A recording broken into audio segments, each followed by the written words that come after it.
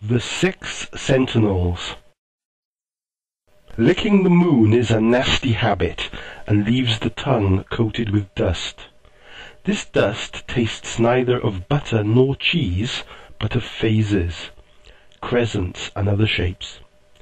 It remains a mystery why anyone would want to lick a moon. Lunacy is the only answer. There is a city, a gorgeous, wide city, set among the idle mountains, not too high among them, not too low. And the name of this moderately elevated, but marvellously upholstered city is Plush. It was named Fuss by Plish in the days of his comfort.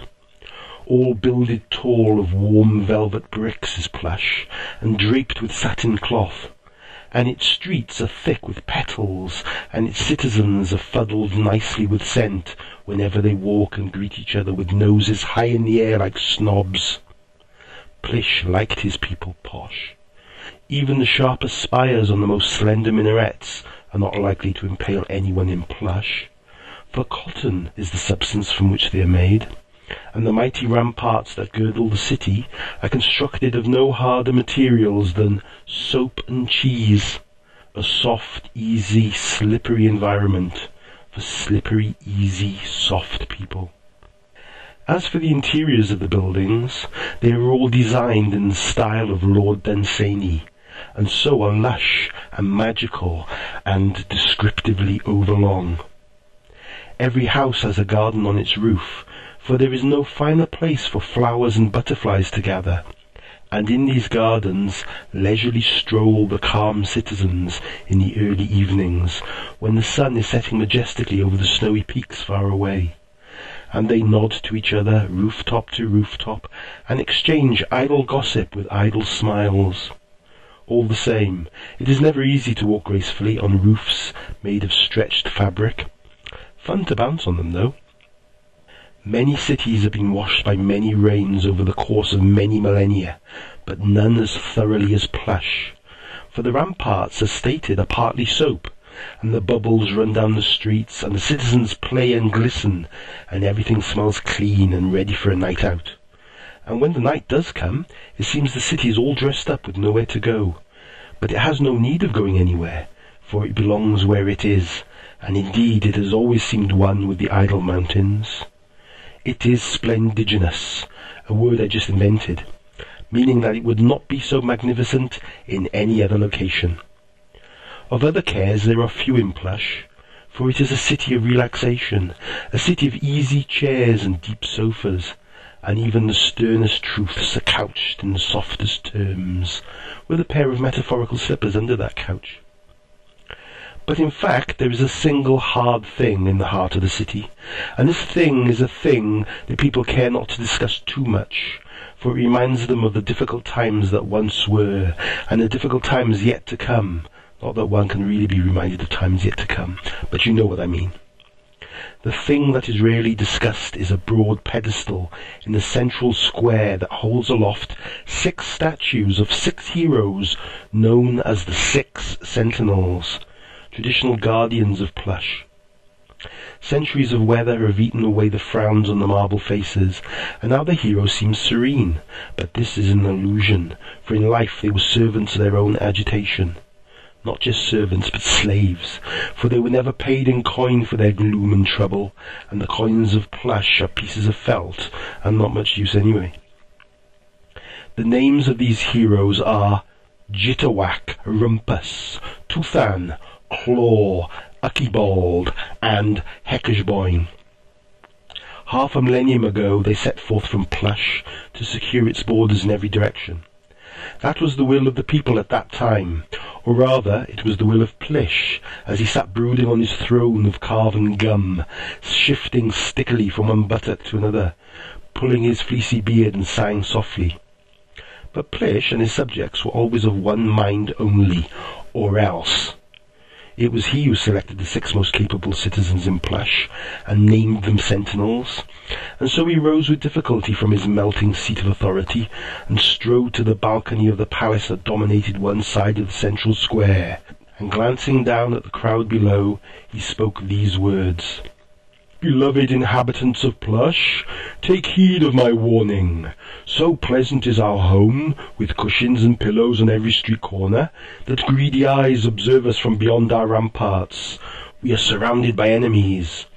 It is only a matter of time before we are invaded and despoiled by the outer louts. Let us not rest on our laurels, but resist on them instead. And what better way of resisting than to take the fight to the enemy?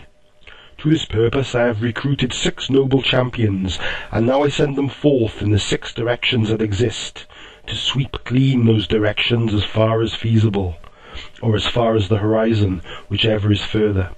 The chosen 6 must not return, but will reside in the realms they have vanquished, and there keep watchful eye on developments to guarantee the security of our supremely comfy city. Then did Plish command the 6 heroes to forsake the rubber cobbles and mossy slabs of Plush, in favour of the more varied terrain of the exterior world. Jitterwhack it was who rode north, and there found he a land of hard ice inhabited by seals. These he slew without mercy as instructed, to safeguard Plush from a northern invasion. And dwelled he the rest of his days alone and a chatter on the frozen water. And so he passed from mortal to legend, and became a statue on a pedestal, as already described, one of the Sentinels of Plush. And all there are agreed that Jitterwhack did his work well, for to this day there has never been an invasion from the north. As for Rumpus, he went east, and after weeks of hard riding he came to a desert sprinkled with oases, where lived a gentle people on dates and milk. And Rumpus decided not to slaughter them, provided they promised not to invent anger or swords. And having obtained this promise, he settled among them, but remained watchful as bidden, his eyes constantly fixed on the bellies of dusky gyrating desert girls. More fortunate was he than Tuthan, who rode west into an endless expanse of dreary marshes, and conquered a squat people who squatted in squat huts on reedy stilts, and ate frogs, the only available food. Tuthan croaked not long after, but is no less revered than Rumpus. Both succeeded in protecting Plush correctly, and ending the threat from east and west.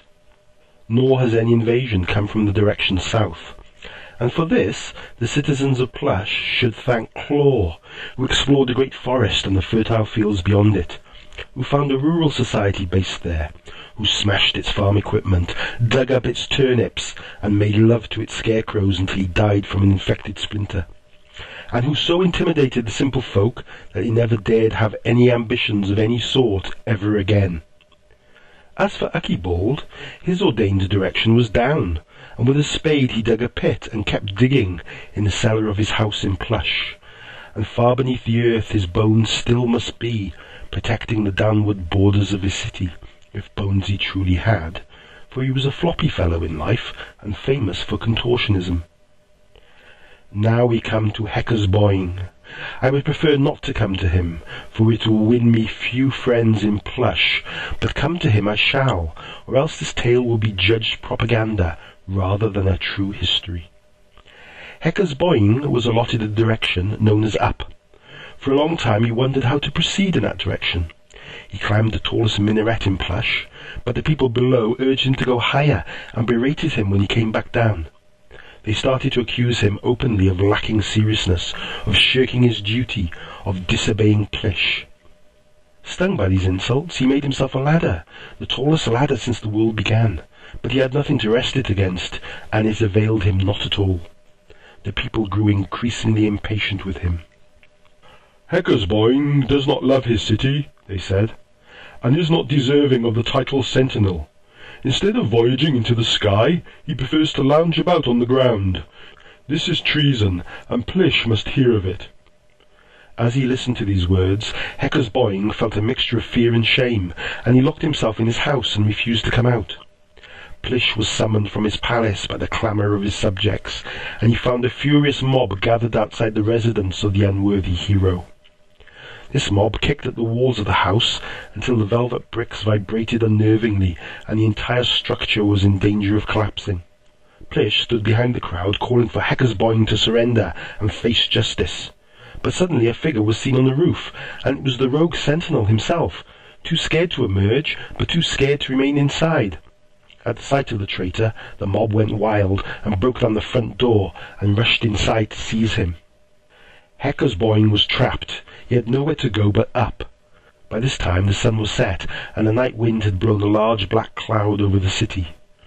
As the first members of the avenging mob mounted the stairs to the roof, Heckersboyne threw back his head, uttered a demented laugh, and jumped as high as he could. For an instant it seemed he had accepted the responsibilities of his position at last, and Plish nodded contentedly. But this was only a vain illusion, for he succeeded in reaching an altitude of no more than 3 or 4 feet before coming back down. However, the taut fabric of the roof acted like a trampoline. Back up he went, accompanied by a few potted plants, and down again, and on each subsequent bounce he rose higher and higher. At the top of his 10th bounce, the night wind blew him a little to the side, and he came down not on his own roof, but on that of a neighbour. Thus began a circuit of the city, from roof to roof, higher and higher and higher, while Plish and the people gave up any notion of following him on foot. They simply watched in awe. Heckersboyne completed his unorthodox tour by bouncing onto the roof of the palace itself. That huge building quivered and shot him straight up into the black cloud. He did not come down again. Plish gestured for his subjects to be silent, and he listened carefully. For many minutes there was no sound. Then faintly but madly came a laugh, the laughter of Heckersboyne, and a tiny shape was observed running back and forth along the top of the cloud. How had he managed to keep his footing on a cloud? Plish did not need to pull his fleecy beard for long before he knew the answer, and his subjects were no less quick to make a guess. A lifetime of walking on the softest available surfaces had adapted the feet of the inhabitants of Plush, so Heckersboyne had unwittingly acclimatized himself to cloud walking. For clouds are only a little softer than petals, webs, cotton buds, and all the other gentle materials found everywhere in Plush. For several hours, Heckersboyne rejoiced in his salvation, and might have danced on the cloud all night long, disturbing his former comrades below. But something unexpected occurred. The moon broke through the cloud at just the point where he stood. Heckersboyne lost his balance and fell onto the moon. The cloud closed up again, and now his laughter was even fainter and much more distant. The people went to bed in dismay. Nobody had ever anticipated an invasion from the moon. As far as they were concerned, Heckersboyne was a cheat and a slacker, and few believed he deserved a statue in the central square. But the pedestal looked lopsided with only 5, and so Plish relented, and reluctantly allowed Heckersboyne to be added. It was a relief for Plish and his people when the moon was new, for the mad faint laughter came not at such times. When full, Heckersboyne often howled at the dogs of the world.